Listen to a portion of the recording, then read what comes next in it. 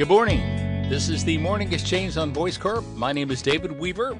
I'm the Executive Director of the Ohioana Library Association, and I'm grateful to Voicecorps for turning over the microphone to me as we are getting ready tomorrow for the 18th Annual Ohioana Book Festival, taking place at Columbus Metropolitan Library's main library. It's free, open to the public. More than 120 Ohio authors and illustrators taking part. If you love books and reading, it's the event for you. So it's a book lover's dream, as we like to say, with something for every reader of every age.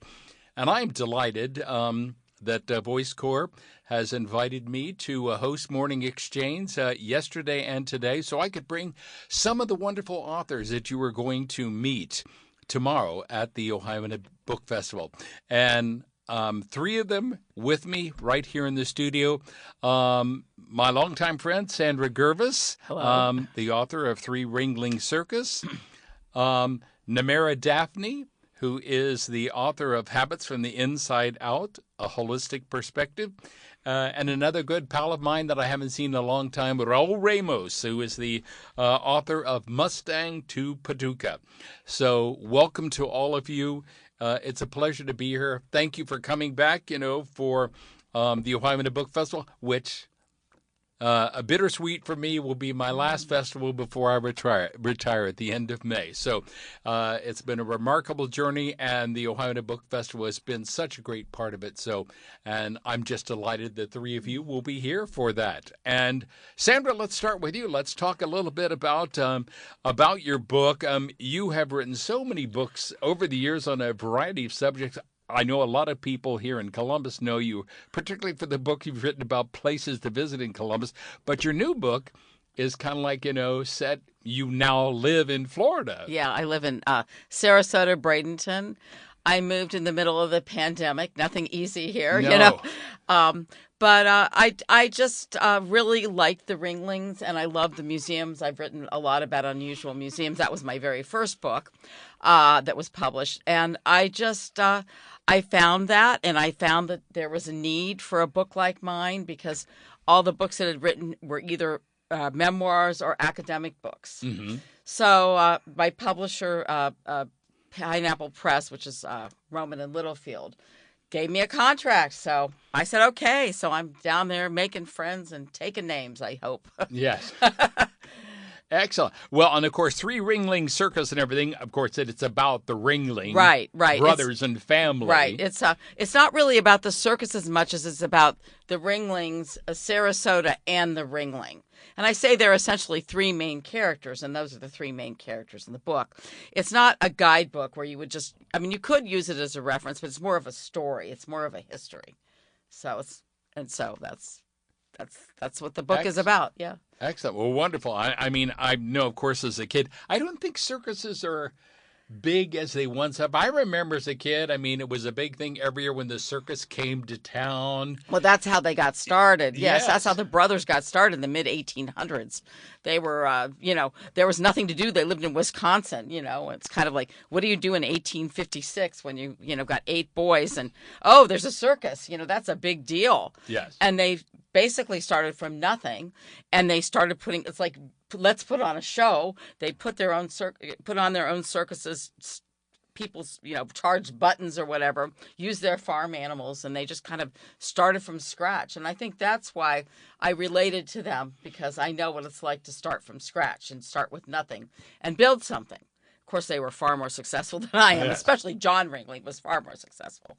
Well, wonderful. Raul, and your book, Mustang to Paducah. Give us a little taste of what that book is all about, Well, Mustang to Paducah is a story that takes place in 1969.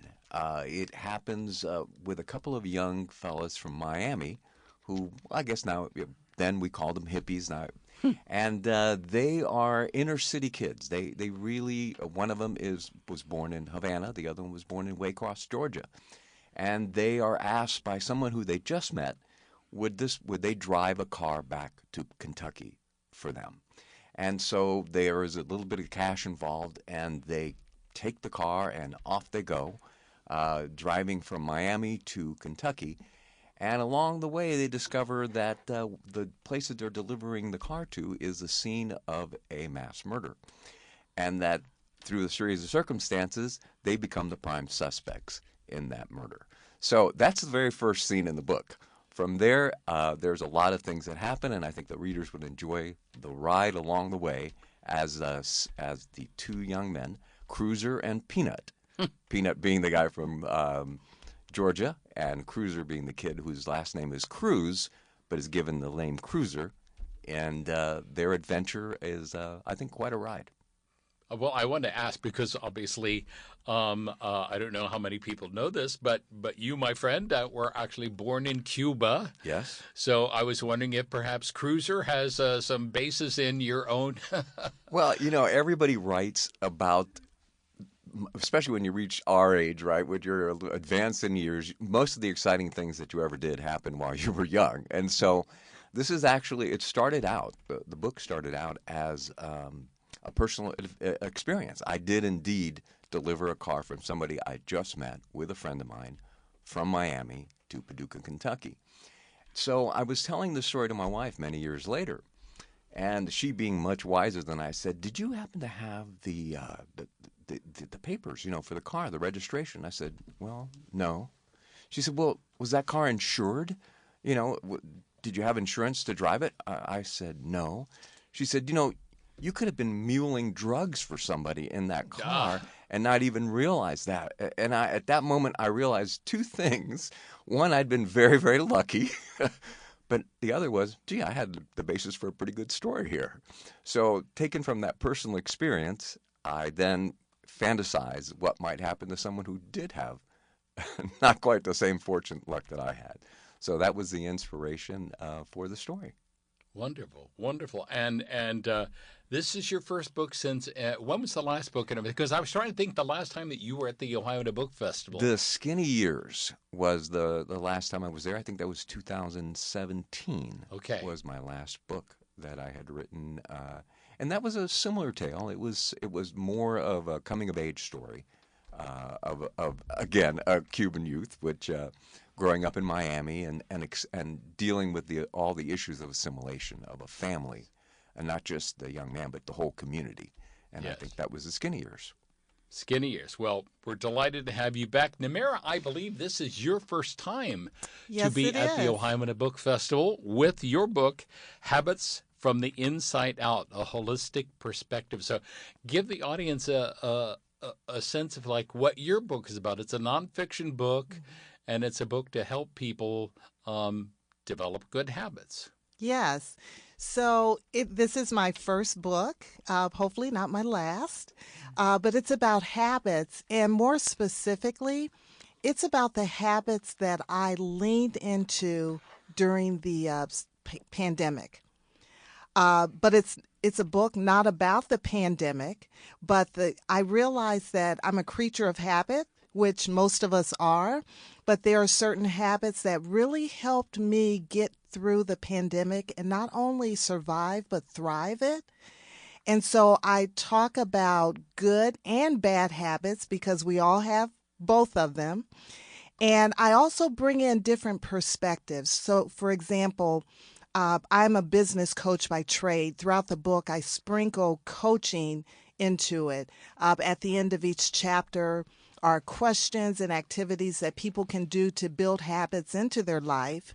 I also bring in information and advice from sages such as Aristotle, St. Augustine, the Apostle Paul. And I also bring in scriptures. So there's a lot about habits that I find interesting, and I hope other people will too. Well, I certainly remember, I think probably it was the early 90s, because I remember I turned 40 in 1992, and I kind of got on a kick of like reading as a midlife crisis self-help books and everything. And I read The 7 Habits of Highly Effective People. Remember when that book was really a huge bestseller? And Stephen R. Covey had written, or Covey, I forget how to pronounce that name, had written that book. But that was a book that I read and everything to think, well, gee, am I, doing at this point in my life and career and everything, am I making a habit of doing the things, which will help me live a better life, be more successful, in relationships, in work, etc. And I don't know, I can't remember what the habits were now, the 7 habits and everything. I remember like honing the saw or something of that nature. But of the fact that habits can make you or break you. True. Yes. In every aspect of your life. So it is something to pay attention to. So, well, that's wonderful. Thank you, Namara. And a reminder, you are listening to The Morning Exchange on Voicecorps. I'm David Weaver, Executive Director of the Ohioana Library Association, taking over the mic for today as Voicecorps has kindly let us do a preview of tomorrow's Ohioana Book Festival, taking place at Columbus Metropolitan Library's main library. It's free, open to the public, something for every reader of every age, panel discussions, a book fair. The wonderful authors that I'm talking to today, you can meet them in person, get a copy of their book from the Book Loft of German Village, who is our official bookseller on site. Get them to sign the book.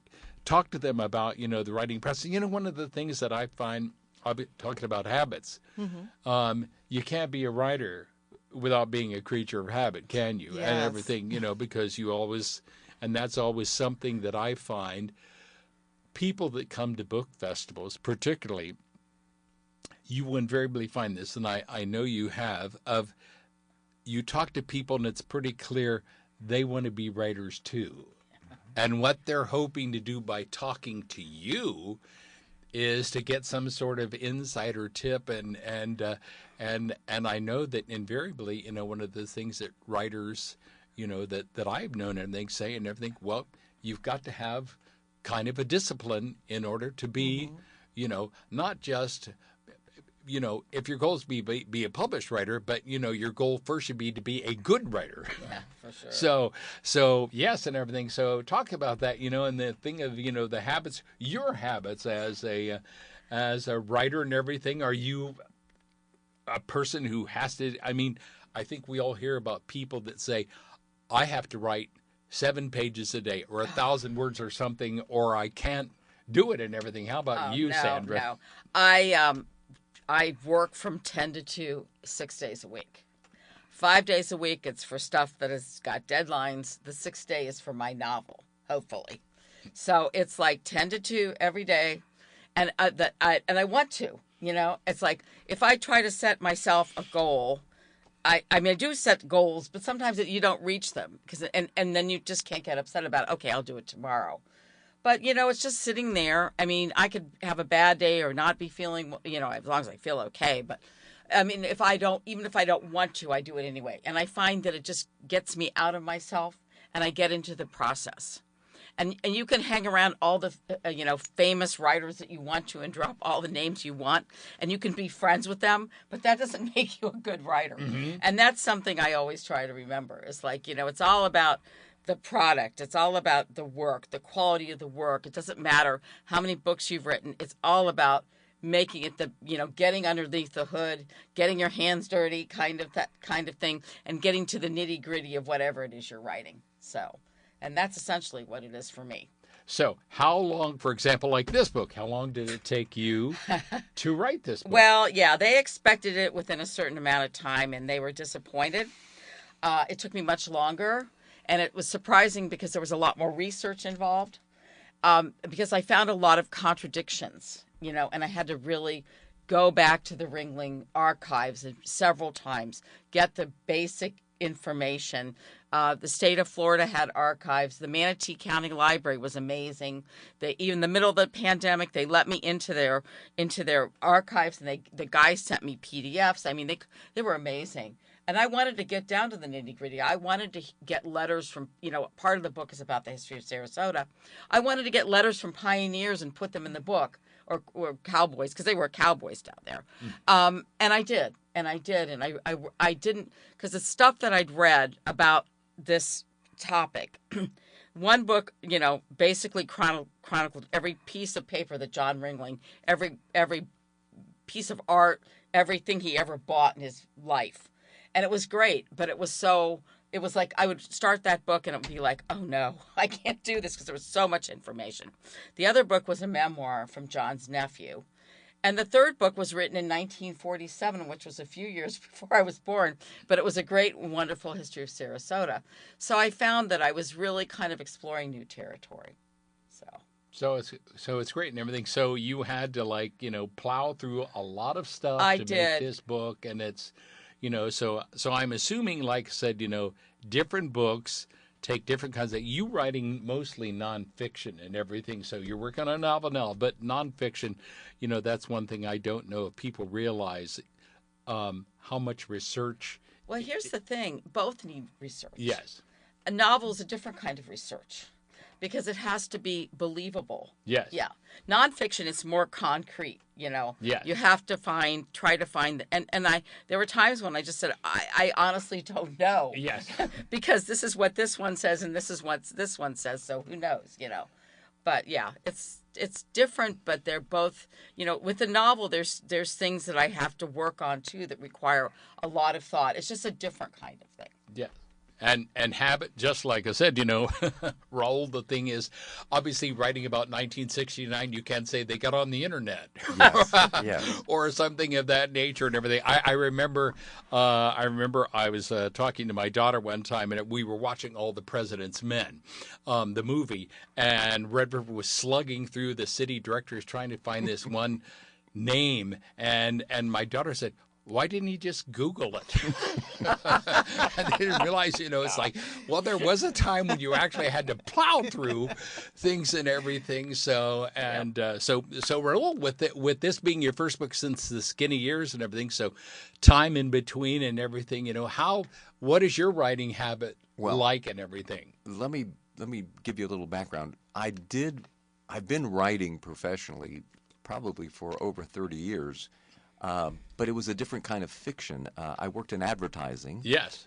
So I had I was going to ask you about that. Yes, you came from the Mad Men. Telling the truth well. So after a lot of years, I had a chance to start doing my own work and things that were meaningful to me. And so I brought that same sensibility of having to make a deadline, because as Sandra was saying, you can't wait for the muse to visit you. You have a deadline. You've got to create something, and it's usually in a very, very short turnaround. Well, when you're writing a novel, there is a bit more luxury in that you have a little bit more time frame. And then, again, with my business background, I always started out knowing exactly how the book's going to end. Before I ever wrote the first word, I knew exactly how it was going to start and what was going to happen. The real difficult part is how, as Sandra mentioned, how do you make that credible? How do you sell it in the sense of engaging the reader enough so that it keeps them entertained, but you're also developing the story in a credible way? So that's the style that I've always used in writing. And one of the interesting things that I've done and I've developed over the years is that when I get stuck, I actually start having a conversation with myself in writing. So I will write out, why isn't this working? I mean, I will literally write that out. What is the character looking to do here? And so I actually have this verbal or literal conversation, but in writing, and I find that it really taps into things that otherwise I would not have been able to do that. And that generally gets me off the schneid when I'm caught somewhere. And one of the things I've learned after the 5th book is that when you get stuck, relax. You'll find a way to get through it. Don't panic. Don't get down on yourself, because that's one of the things that some writers, when they don't have much experience, you get discouraged. Oh, I'm not any good at this. I don't know. And after a while, you say, no, you'll get through it. And so those are the things, I think, from terms of habit, that I've been able to bring to the table in terms of that. And then the other part is being organized. And as Sandra mentioned, you're going to have a lot of research. Even when you're doing a book about the 1960s, you have to account for anachronisms and things that, you may think worked back then but really didn't exist. So there is a lot of research. But, thank heaven for Google, because, you can then say, well, what year did this happen? Or, was Velcro around in 1969 or whatever that question might be? So that's also very, very helpful. So those are the kind of habits that I think have really helped me as a writer of fiction. Excellent. Namara, like I said, this is your first book, so, and you hope it won't be your last and everything. So what was this like? Was writing your book sort of a natural extension of what you do in your professional life in terms of like working with people and helping them, etc., things of that nature? Did it seem like a natural flow from what you do working with people to putting this concept and everything down into print? Yeah, so I have always enjoyed writing, just the writing process and everything about it. I wrote business blogs, so from a business standpoint. So I've always enjoyed writing, and I knew I would eventually write a book.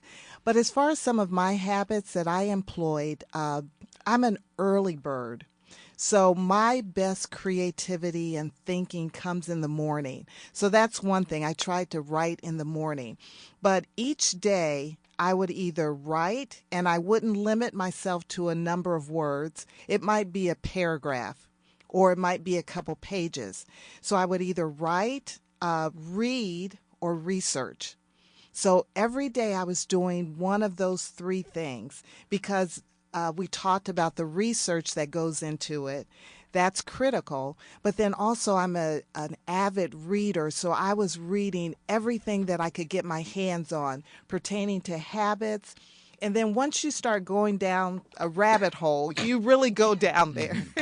And so I was reading sometimes books that didn't have anything to do with habits, what I was writing about. But it all played into the process of writing the book. Well, and that kind of points out everything you talk about being an early morning. You were talking about 10 to 2. Raul, do you have a certain time of day when you feel like, man, this is when I'm hitting on all cylinders? My wife dreads this, but it's usually around 4 to 5 a.m. And so I have to go get out of bed, go into the quiet zone. And this started really in my ad days, because during the day you'd have people coming in and meetings to go to and all of that, and the only quiet time I could find was getting up way early in the morning and then working for a little while, hour or 2, 3, and then actually I had the luxury that I could go back to sleep for a while and then show up at the office a little later in the morning. And so that's become really my quiet time. And so my wife, I know, is listening. She's going to hate that I point this out. But yeah, that's what's worked for me. Well, it's interesting because Sharon Draper, another wonderful writer who's been to the Ohioana Book Festival in years past, and Rita Dove one time were on a panel together, and they were talking, and somebody asked that question about writing. And Sharon was saying, I get up at 4 a.m. and start writing then, and I write continuously until noon. And Rita said, well, I'm kind of like the exact opposite. I'm going to bed at 4 a.m. Because she said, I sleep until noon. She said, I teach, at the University of Virginia. Fortunately, all of my classes are late afternoon, early evening. She said, and I start writing in earnest about 10 o'clock in the evening. And then just go there and everything until I'm tired. So and it was just amazing, the thing, like the exact opposite. Toni Morrison, I heard her say the exact same thing and everything. She would always like you to get up, watch the sun come up, start writing then, and then, because she said, really afternoon I'm not worth much.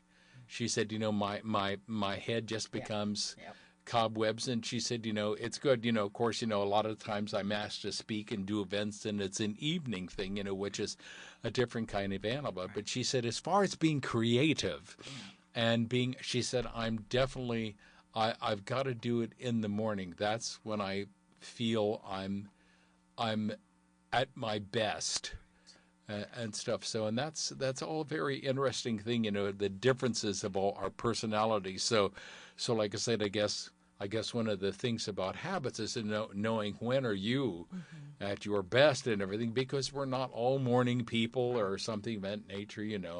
Yeah. The one interesting thing, David, that I'll share is I keep a journal with me, because throughout the day, if you just listen, and it's amazing how things just come to you, and I would jot it down. It might be a word that was interesting, or a quote that I heard, something that I wanted to research later.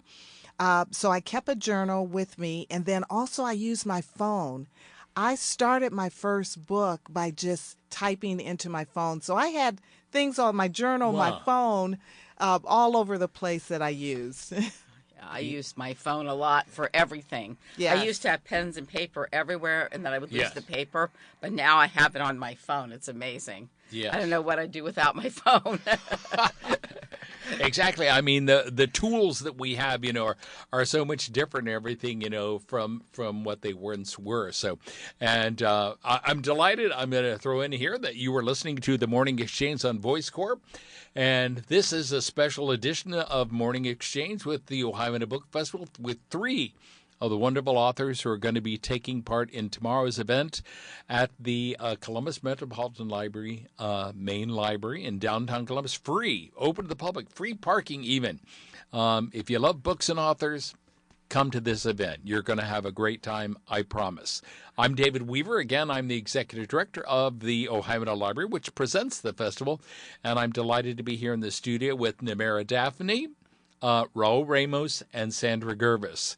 And like I said, we're just kind of talking about books and writing and the process, the habit of writing, etc.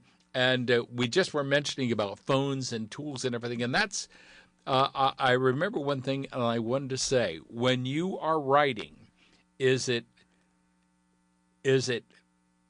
pen, paper, or pen and pencil, or pen and paper, or computer? Computer.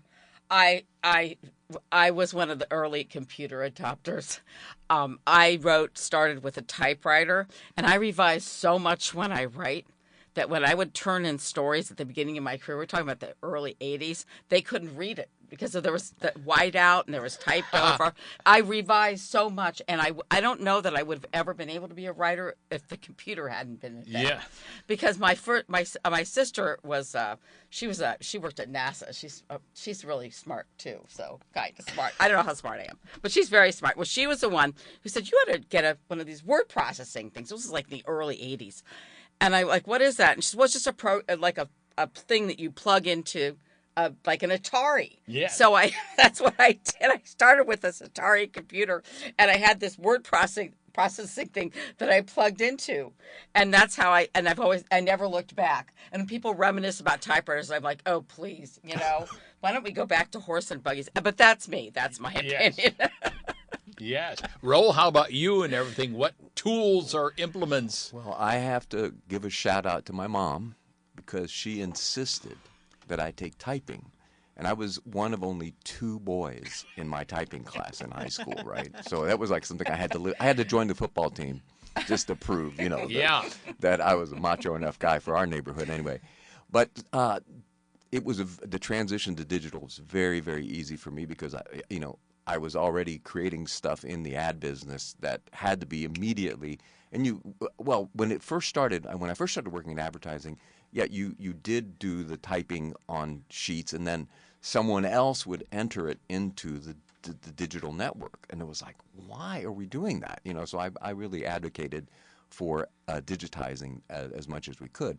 So when I started writing my own work, it really became that easy. But one of the interesting things that I do too is I work in Word. I don't know if you guys Word, right? Word for Windows. Of course. But then Notepad is a great little way of kind of making notes digitally that you don't want to put into the manuscript just yet. This is where I do my little conversations and I have all that. And so then those wind up being things that I save as part of the background. So as I'm exploring a bit of dialogue or something like that, I don't throw it away. I'll save it in a special folder. And that's part of the whole thing, is organizing yourself digitally so that you know where your manuscripts are. I also never throw away a manuscript. When I reach a point where I'm stuck or I feel like I'm making a big change, I'll save that version and put it away. Because sometimes you'll go back and you'll say, that was really good, and I deleted that version. Well, now I go back and I pull that out, and so I bring it back. And then the final thing I have is what I call the slush pile. And it's just like bits of dialogue and things that descriptions that I don't think work. I'll throw them into one big giant folder and then use word search to go back if I want to look for that. What was that? And I might go back and do that. And one final thing, which I think you both might enjoy too, and all writers out there doing this, is Word now has the read aloud function. And that is a terrific way of editing your work, because you can listen to the dialogue, you can listen to what you've written, and you'll find all the little missing words that you leave out. Sometimes I use you when I want to write your. You leave out an article here and there. Go back and listen to it, and you'll be able to. And it also helps your dialogue. You can pick up on that as well. So those are some cues and little tips and tricks that I've developed. Namara, you mentioned that everything. So you like the read aloud function, and I use that, and it is wonderful. Yes. But also, I use a combination. So I'm a believer of putting pen to paper, and I think that I do that because I journal. I've journaled since I was probably 15. So there's something about writing that is therapeutic, but also it's a form that I enjoy using. But also I use the electronic method as well, because that's quicker. It allows you to do more doing that. But the read function is a lifesaver. Yes. excellent. And well, because I think talking about this, even nonfiction, etc. I think reading something, it's so different to actually hear. And I've said to somebody when whether I've written an article, my letter in the Ohioana Quarterly, I do, and everything. I said somebody asked me, and I said one time, I said I took a course in broadcasting, and I said, and I write for the ear. I said, I want, if somebody reads it, it's almost like they can hear my voice. It's not really, And I wanted to ask you, Raul, and everything. I mean, coming from the ad business and everything, yeah. We used to have what was called the W.C. Fields test. If you're writing a piece of copy and it sounds like W.C. Fields would read it correctly, you say, okay, we need to change that. So that's one of the little tricks of having the for listening for a sound that sounds kind of false. And so I think that the read aloud function also does that for you. I didn't even know. I just got a new word. I held on to my old word forever, and I just got it, I don't know, a year ago. So I'll have to play with that. That's a great tip. Thank you. It's under review, the review tab. Okay. Yes. Thank you. At the top. Excellent. Well, that is wonderful. And like I said, it's again, all of the things, we all use different tools, tricks, things to get down into paper, what we want to put. But ultimately, we're writing for an audience outside of ourselves. So, so I want to ask each of you, as you're writing, how much is the audience in your mind? And I guess one thing I was going to say is somebody said, you will only write well if you write things that you would be interested in reading. That's true. Is that true? I Yeah. mean, you'll never be a good writer if you write on something that doesn't personally interest you. Yeah, I don't know. I always like to write stuff that's kind of edgy and fun to read, because, I mean, this book, I live in Florida, and Florida's pretty divided politically, so I have to be pretty careful. Yes. But this book, it pretty much covers the Natives' experience, the Black experience, the slave experience, The first part about Sarasota, everything, I hate to say, and nothing against you guys, a bunch of old white men. Everything about the old white guys that established Sarasota. And yeah, there's a little few paragraphs, but most of it's about Bertha Palmer, about the natives, about the Spaniards. I mean, I went for the good stuff because that's what interested me, because I wanted a variety. I wanted the colorfulness of it. And the same thing with the Ringlings. I mean, with the Ringling part of it was a little different. That was a lot of research. But I wanted to get what was John's relationship with his brother Charles. They didn't always get along. They always like to pretend to get along. When John's first wife, Mabel, passed away, everyone said his second wife was a gold digger. She wasn't. I mean, just, and you know, all this stuff, you know. So, yeah, it was I really try to write what I want to read, but respecting other people's rights as well, you know. Now, the novel that I'm working about, that's a satire on the villages, and that's all bets are off. So that's a whole different animal. Wonderful. Well, and Raul, how about you and everything? The audience and everything. Are you picturing and everything? You know, the audience and everything. Are you kind of like writing for yourself? You know, because my audience is. Well, again, when I'll go back to my advertising days. You know, you had a very different demographic when you knew the product you were promoting was going to be to different kinds of demographic groups. So you had to consider that when you were writing.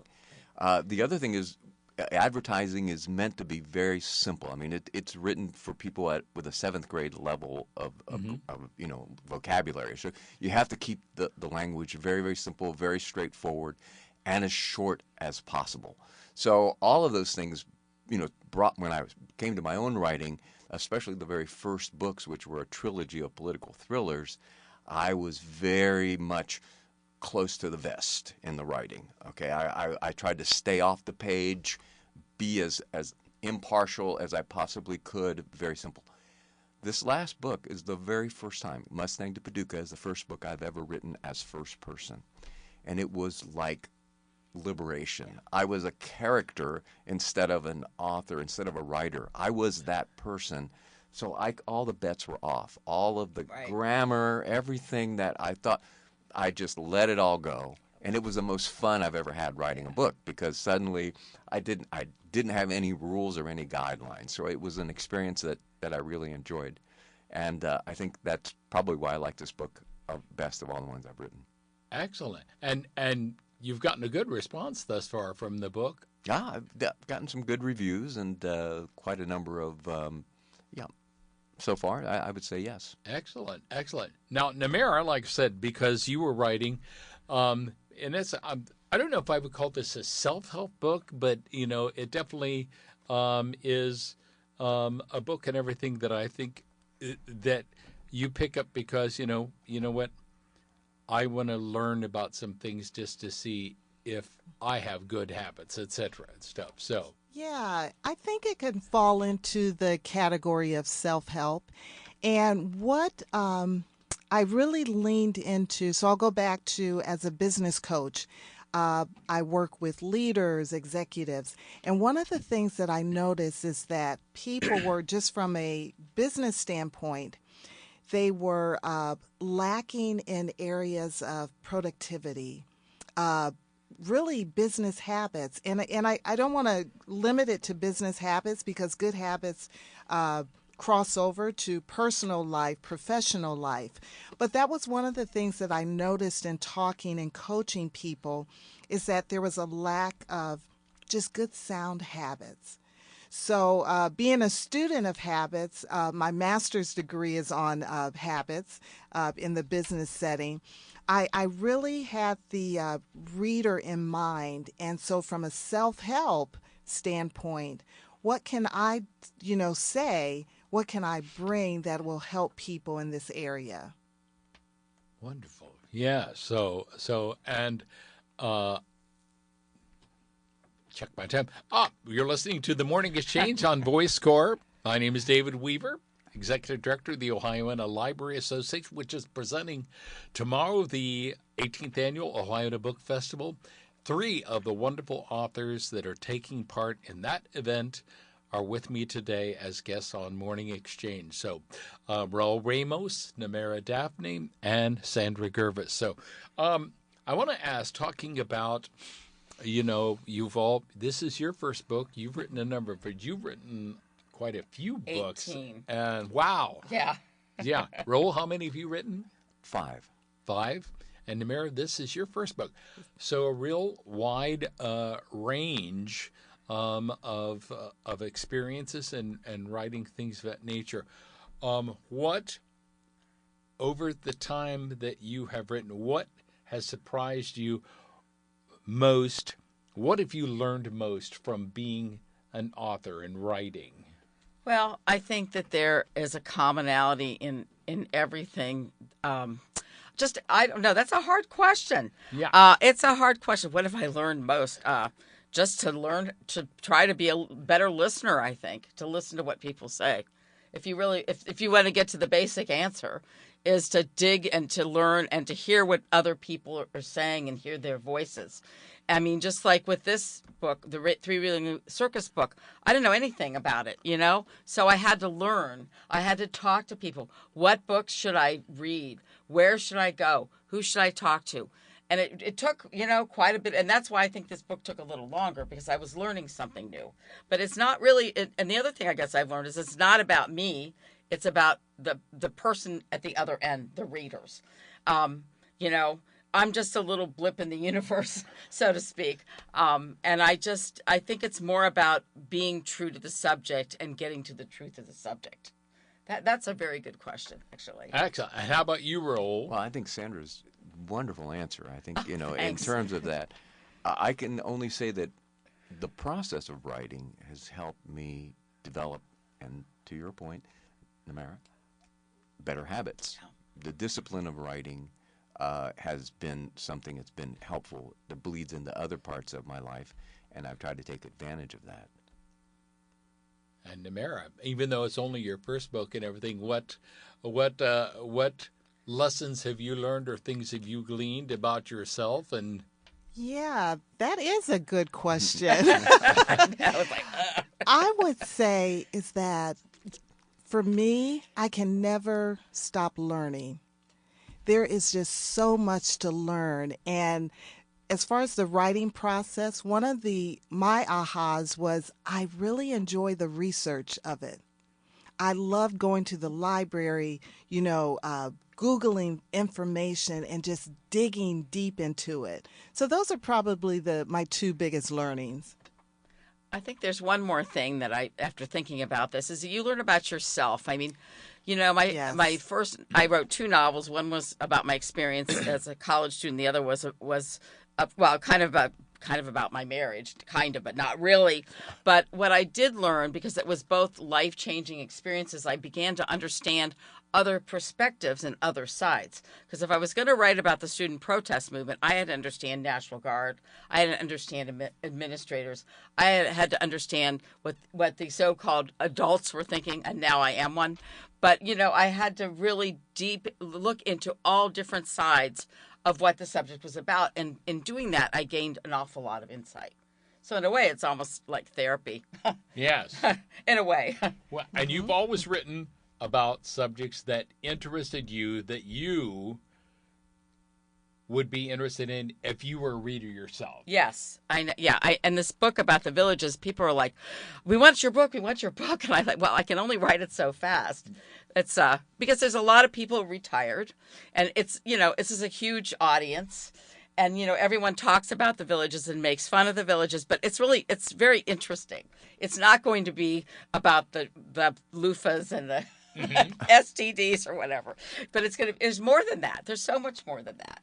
So, yeah. I was going to ask you, too, and I think because I've only known you ever as a writer. So have you done anything else, or was everything that you have done been related to writing and literature, etc.? No, actually, I started out as a graduate in sociology. If you really want to go back to the past, I graduated in sociology. I couldn't find a job.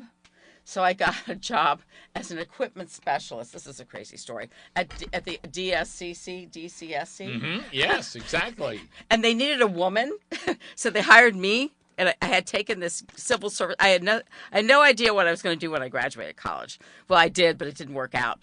But anyway, I don't want to go there. But I'm getting embarrassed. So I didn't know what I was going to do. So I got a job, and it was the only job that I could live. I didn't want to live with my parents because back then people didn't want to live with their parents. We're talking way, way back.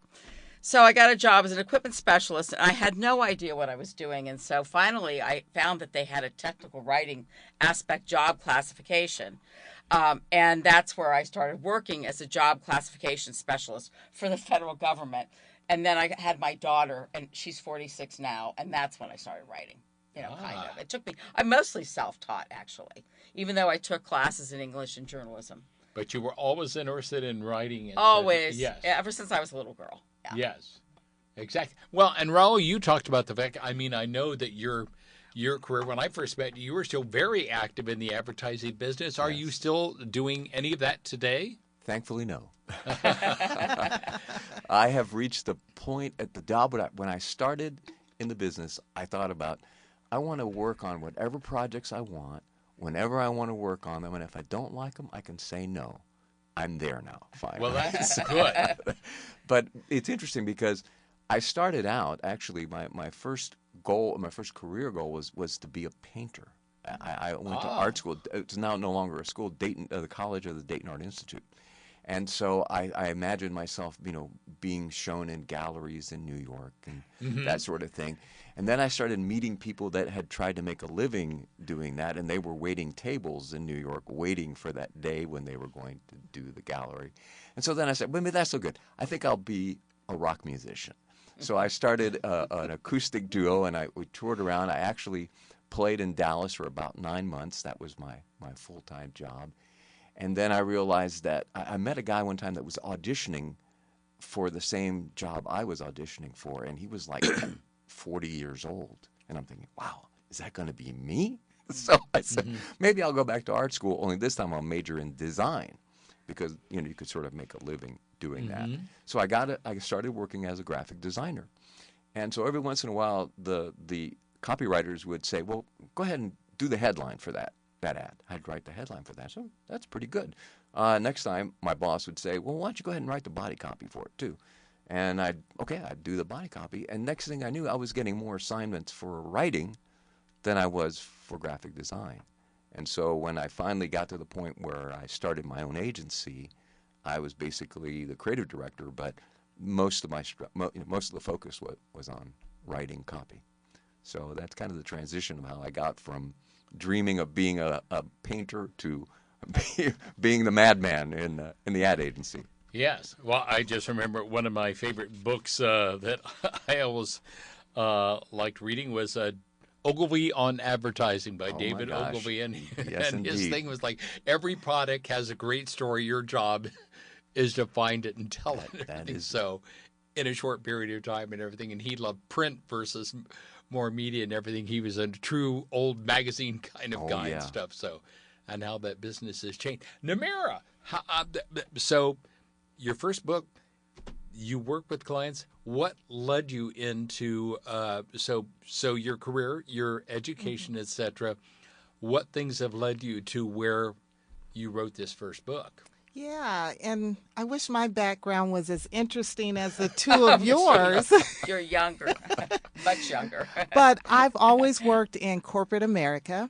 So I've had jobs in marketing, human resources, and recently coaching. And so I'm now a individual or independent consultant, still doing coaching with nonprofits, leadership coaching. So it's always been in corporate America. And so a lot of what I write about, I bring that, for example, the coaching tips, I bring that into writing. But that's kind of been my background and led me to where I am today.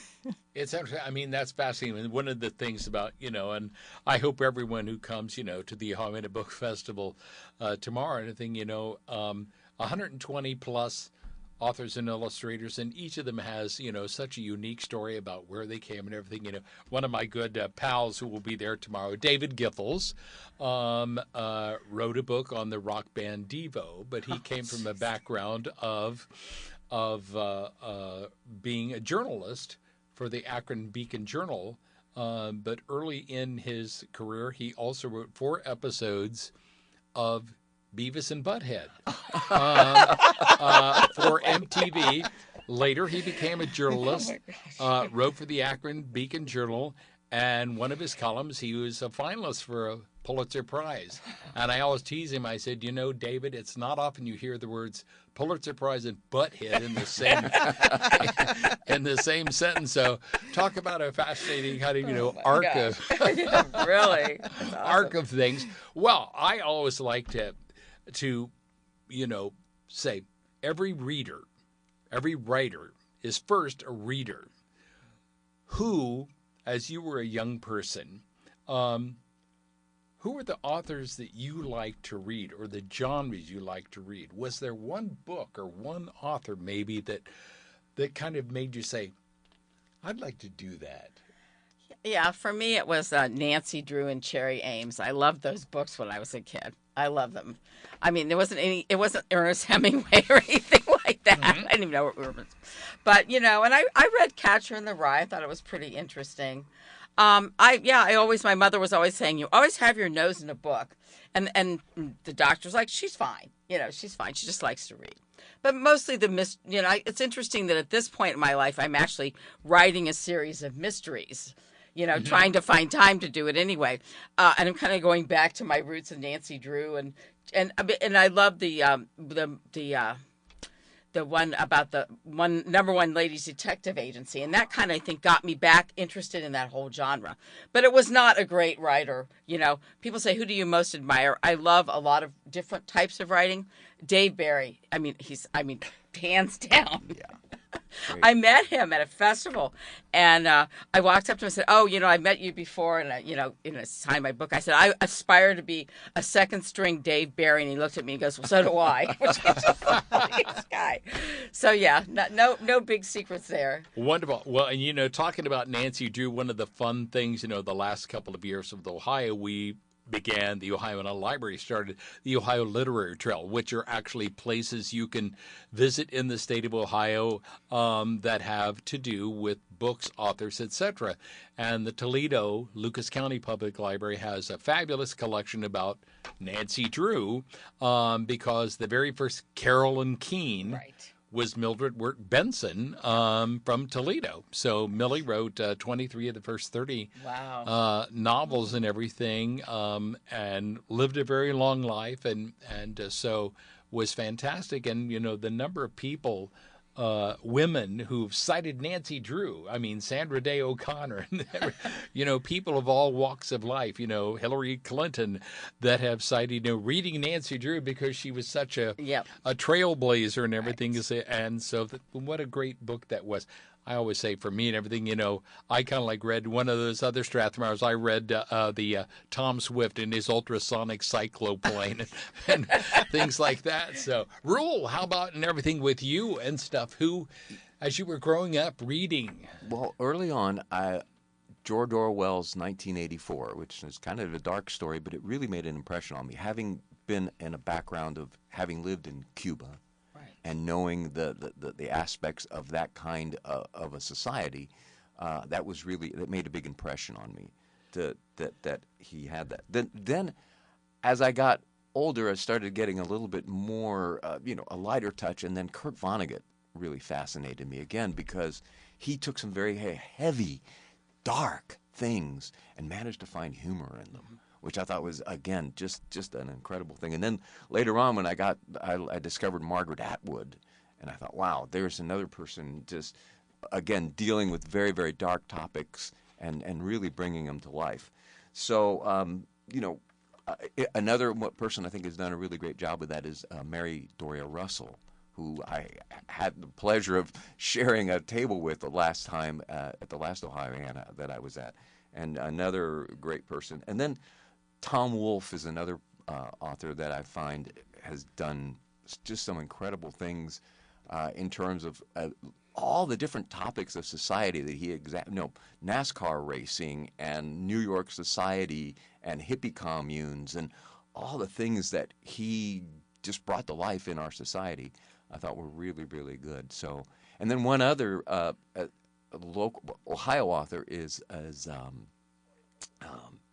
Alan Eckert and his histories, bringing history to life through a novelized form. Yes. So those have been some really big influences for me. Wonderful, wonderful. So, Namara, how about you and everything? As we're winding down and everything, I'm going to ask you to kind of like give us your inspiration. Yeah, so no particular genre, but growing up, I like the beach reads, the book that you could just take to the beach and just read all day. But in high school, I remember signing up for a Shakespeare class. And that really interested me. And I think it played a role in my book, bringing in kind of sage philosophers, St. Augustine, Aristotle, and, individuals like that. So I think it did play a role. I also took a Shakespeare class in college. So it's something that I find interesting. And I think I have my original book from college. It's a thick book, Shakespeare and all his works. And every now and then I'll go back and read some of his plays. Yeah. Excellent. That is amazing, because like I said, I think a lot of people don't think of the time of reading plays and everything versus they do see them. But, we've said, we have in our collection two of the great writers of Ohio are Jerome Lawrence and Robert E. Lee, who wrote Inherit the Wind and Auntie Mame and the music version of that, Mame and everything. So, and it's very fun to kind of like read those as literature as well as just watch them on the stage. So, as I have about 1 minute, who's an author you're reading or most recently? Most recently, I would say James Clear. He wrote Atomic Habits, and he is from Columbus. I don't know if he still lives here, but I hope so because I would love to meet him. But he's a great author, as well as Charles Duhigg, The Power of Habit. So those were two that I reference all the time in writing. Excellent. Raul. Mary Doria Russell. I'm reading her Doc and the Tombstone. What is the one that set OK Corral? So that's been my most recent one. Yes, that's the one about Sandra. I'm trying to consult my phone because I read a lot of contemporary fiction and I can't remember anybody. I'm having a moment where it's like, uh-oh. Okay. But, Tanya French. She's really, really good. I like a lot of contemporary women authors that specialize in suspense. So. Okay, wonderful. Well, thank all three of you, Namara, Dafney, Raul, Ramos, Sandra, Gurvis. You're going to meet them tomorrow at the Ohioana Book Festival. I'm David Weaver, the Executive Director of the Ohioana Library Association. I want to say thank you again to Voicecorps and for having us on and letting us take over the morning exchange. I hope you all have a great rest of the day and that we will see you at the Ohioana Book Festival tomorrow at the main library in downtown Columbus. Thank you all. Have a great weekend. Thank you. Thank you.